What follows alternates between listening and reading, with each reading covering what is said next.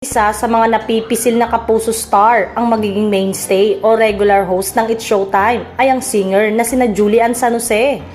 2 linggo pagkatapos ng star-studded GMA debut, nagkaroon ng pagkakataon ng Asia's Limitless Star na magpakitang gila sa kapamilya. Maging ang kapuso actress na si Barbie Fortesa, isa si Barbie sa mga nagtrending sa mga mahuhusay na star na naging guest sa nasabing noontime show. Bukod sa pagpapakita ng kanyang talent sa hosting, binigyan siya ng pagkakataon na sumigaw ng trademark greeting ng programa na What's Up Madlang People, na ikinatuwa ng mga manonood dahil bagay na bagay umano ang humor nito sa noontime show. Sanya Lopez, she really set the stage on fire sa kanyang dance number na talaga namang kinagiliwan ng madlang people.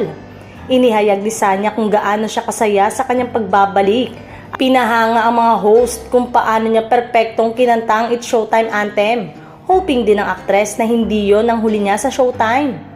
Bianca Umali, ipinaabot ng kapuso actress ang kanyang excitement at kaba noon sa kanyang kapamilya stage debut dahil pinuri ng mga host lalo na si Vice Ganda ang kanyang nakakatuwang kagandahan at husay sa pagsayaw maging ang husay nito sa pagiging host.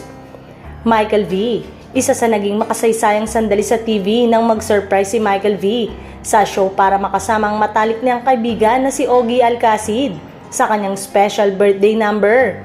Masayang masaya naman ang mga host maging si Vice Ganda na matagal nang hiling na makasama ang idolo na si Michael V. At ang huli ay si Alden Richard. Kamakailan lang, unang beses na lumabas si Alden sa programa kasama ang megastar na si Sharon Cuneta sa pagpopromote ng kanilang upcoming film na Family of Two.